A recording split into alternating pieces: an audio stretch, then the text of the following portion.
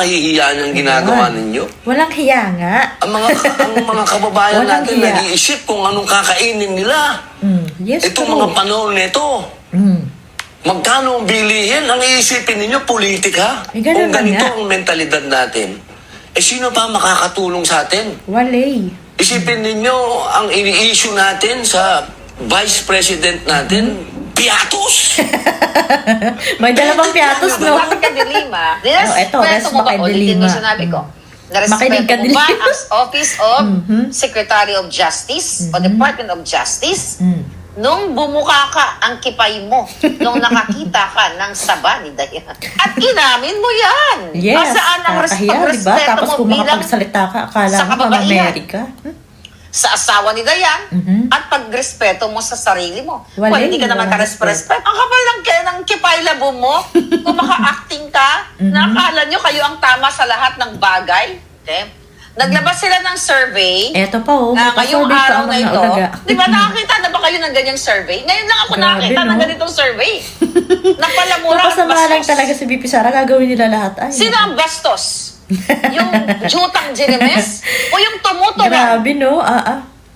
na adik Adik sa San Francisco para syuta ng boto? Grabe Sino ang talaga bastos? to. Sino ang bastos? Yung nagmumura ako ng jutang ginina mo, bangan? Jutang ginina mo, Lisa? Ano, O, sige, nag-OMG banatan kayo? mo. Mas mabuti pang magmura ng magmura. Si Inday ba nagmumura ng tulad ko? Hindi. Minura lang kayo kasi kailangan na murahin kayo, hayop Yes, kayo. dahil kayo kamurama. Dahil sa Sabay inyong muram. pagnanakaw, pambubudol, pambababoy sa taong bayan. Yes. Ito ka ba palamura bastos? Anong kaputang inahan ko? Kasi nag-survey niyan. Salugsugin nyo nga yung mga bilat nitong nag-survey na ito. May araw din kayo, mayawa kayo. Yes, meron. Si Lisa Panas lahat yan. Alam mo yung ginagawa nila? Okay, I'll tell you a little bit of my case dito sa akin, di ba? Lahat si Lisa ang nag-author. So ayun na nga, 'di ba, kahit si Robin ay naririndi na kasi nga ang ini-issue nyo lang kay Bibi Sara ay piatos. May mga dala pa kayong piatos doon para saan? Yun lang, yun ba? Kung yung piatos na yun yung issue nyo, napakababaw. Sabi nga ni Robin, naiintindihan nyo ba yun? Kasi yun yung sa confidential fund. Kailangan mo, napakadami na nag-explain nito. Na kailangan mo talagang gumamit ng ibang pangalan kasi nga, mabubulgar yung mga tao na pinagkakatiwalaan nyo, na nagbibigay sa inyo ng information. Diba? Tapos ganun, may mga dala pa silang, ay naku, talagang wala ka na talagang maasahan sa mga taong ito. Tama to yung sinasabi ni Robin. Tapos ito nga yung Rasba kay Dilima. Kasi sinasabi ang kapal na pagmumukha, nakakairita si Saba. Kasi nga, sabi niya, nababastusan daw siya. Ikaw pa mismo, sa'yo pa talaga nang galing na nababastusan. Kasi ikaw talaga yung nuknukan ng kabastusan sa buhay. At saka hindi mo maitanggi, inamin mo o pinatulan mo yung driver mo na may asawa. O diba? Tapos sasabihin mo, frailties of the woman. Kakatihan nyo. Grabe. Kaya, nako, yung mga lahat ng mga style nila, pautot nila, yung mga propaganda nila kay Bibi Sara. Ayan, lagi silang supalpal. Kahit saan nila, kahit anong sabihin nila, kunyari, napakabait nila, ganito, ganyan. Kung kahit anong ibato nila, talagang masasagot kasi nga, hindi naman kasi sila yung iniisip nila naiisipin ng tao, napakabuti nila. Hindi naman kasi sila ganun. Kilala kayo ng mga tao, Diyos mio, lalo na kayo mga Dilaw, Dilima, Luistro. Anong klase kayo, diba? Tapos yun, Dilima, Luistro, Trillanes, yan si Redon. Wala naman kayong mga wala kayong nagawang maganda sa bayan, sa totoo lang. Puro kawalang hiyaan ang natatandaan ng tao sa inyo. At sinasabi ni Saba de Lima, itong hayop na itong makinig ka, de Lima. Makaarte ang bigaon. No? Resbakan mo. Ang sabi ni Saba de Lima, mga kababayan, nang hindi na pagpunta ni Inday Sara, Grabe, gigil hindi kay na Bibi Sara, pag-appear grabe. sa kanilang Ganti lang magetagang yung mga yan eh. Ganti lang yung gusto na mangyari. trial, mga Hindi kayo kababayan, sabi niya, ito magtatagumpay. yung exact word niya, pinost natin. Sabi niya, it's very unfortunate that the respondent herself is disrespecting the pa-English-Englishin proceedings mo yan, Dilima. before this committee. Hindi bagay sa Ay yung wala pinagsasabi sa mo. rules at wala sa batas na kailangan pilitin o i-demand na umattend Yes. ang respondent o yung sinisira nila na si Inday Sara. Ang tanong natin kay Papahiya Dilima, lang yan dun eh. noong panahon ba, nung siya ay DOJ Oh, ito. secretary, nung siya ay pumasok, Dilima, nung pumasok ka sa Bilibid, okay? Sunog na sunog Dun sa lagi mga eh, sa mga pautot pumul-pumul, nila.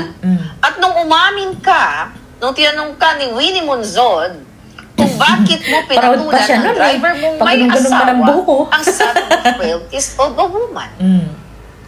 Mali ka doon. Hindi frailties of a woman yun.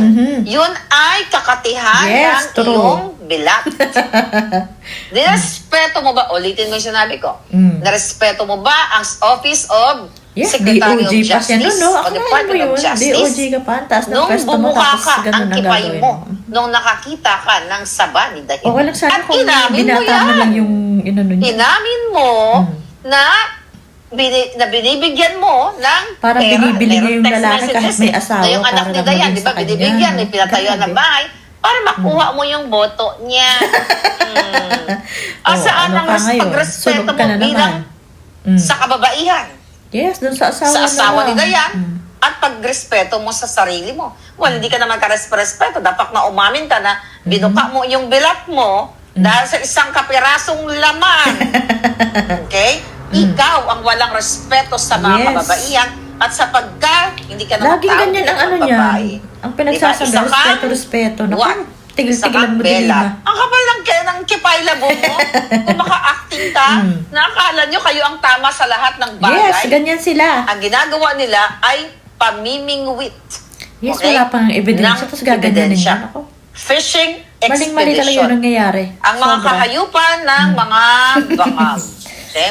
Naglabas sila ng survey. Ayan, no, Na talagang ngayong gagawin araw talaga na lahat ito, ng mga tao. di ba nakakita na ba kayo ng Kasamalan ganyang si survey? Inesa. Ngayon na ako nakakita ng ganitong survey. Grabe, no? Yung Napalamura survey at kasama bastos. yung palamura at bastos. Ano Sino yan? ang Survey bastos? ng ano? Yung Jutak values Ginemes? education ba yan? O yung pamutuan? Ayan, no? Na Ito adik. pa, diba? Kung Sa San magaganyan kayo, Francisco. yung kaya nyong i-defend. Para syutan ng Yung amo nyo. boto. Sino ang bastos? Sino ang bastos? Grabe, no? Yung nagmumura ako ng jutang ginina mo, bangan? Jutang ginina mo, Lisa? Kamara-mura naman O kasi sila. nag-orgy kayo? Sino ang bastos doon? Sino ang bastos? Na namatay si Tantoko Oo nga. habang kayo nagpupulburon. Hindi ba bastos yan? Hanggang ngayon, hindi nyo pa sinasagot yan. Yung Nagbuka mga na, entourage nyo, naku, hindi nyo sinalo na sinasagot lahat. ang ginastos ninyo. Okay?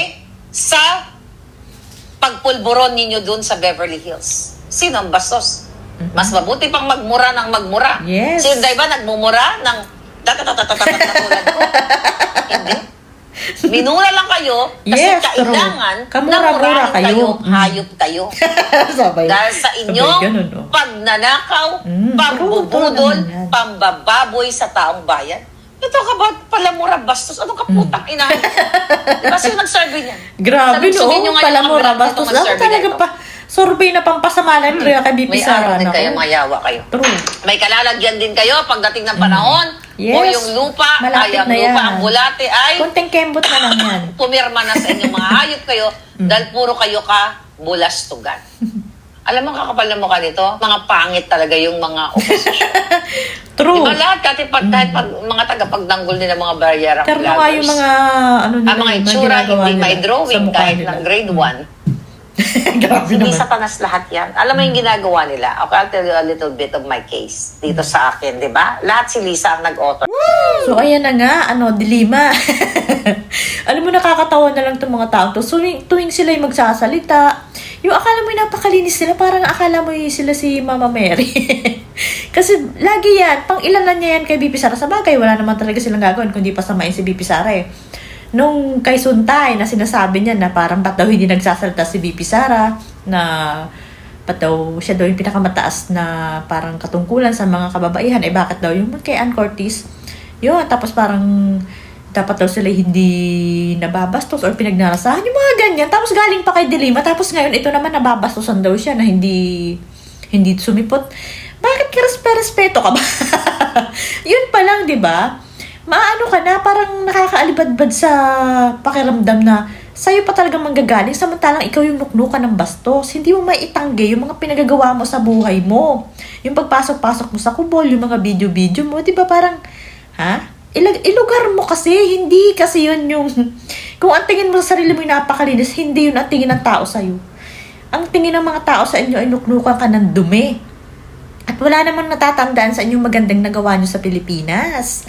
Tapos yung mga ginagawa nyo ngayon, sa halip yung sinasabi ni Robin na, anong maasahan mo sa mga taong to? At sino pang maasahan natin kung ganito? Akalain mong ibinabato nyo lang kay BP Sara ay yung Mary Grace Piatos na yon. Confidential fund nga yun, napakadami nang nag-explain doon. Pati nga si Atty. Rowena Guanzon, bad trip na talagang sa kaka-explain doon, na talagang gagamit ka na ibang pangalan kasi mabubulgar yung mga pinagkukuhanan nyo ng information. Yun ba hindi talaga maintindihan? Tapos yun pa yung pautot nyo? Pinagtatawanan na lang kayo. Sa bagay, wala naman na talaga natitirang hiya sa mga pagkatao nyo. Yun lang yun. At saka talagang desperado na kasi kayong masira si BP Sara eh.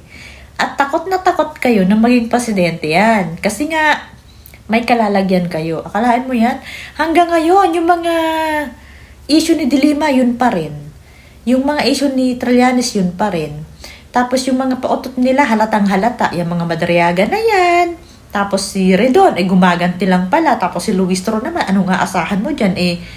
Ano lang yung record niya sa asawa niya, hindi rin dapat pagkatiwalaan, diba? O tapos yung basta sa Congress, yung mga galamay nila dyan, tapos yung sinasabi nga natin ni Maharlika, parang lahat ng mga nangyayaring to ay parang nasa likod rin si Lisa. Parang style niya yan eh. Sa bagay, dito talaga kasi parang mark nila yan eh. Magtatanim ng, alam mo yung, napakasama dahil mapasama lang nila yung tao, yung kalaban nila, maipatumba lang nila, maipakulong lang nila kahit ano gagawin nila. Kukuha ng tao, magtatanim ng kaso, di ba? Parang sobra-sobra yung panggigipit, pero hindi naman sa habang panahon ganyan ang magagawa niyo yan. May katapusan lahat ng tao eh. Lahat nga tayo mamamatay eh. Bakit? Kung kayo siguro may kapangyarihan na hindi kayo matitegi, gawin niyo yan, pero wala eh. Ngayon pa nga lang, ngayong taon na to, baka may mategi na talaga sa inyo eh.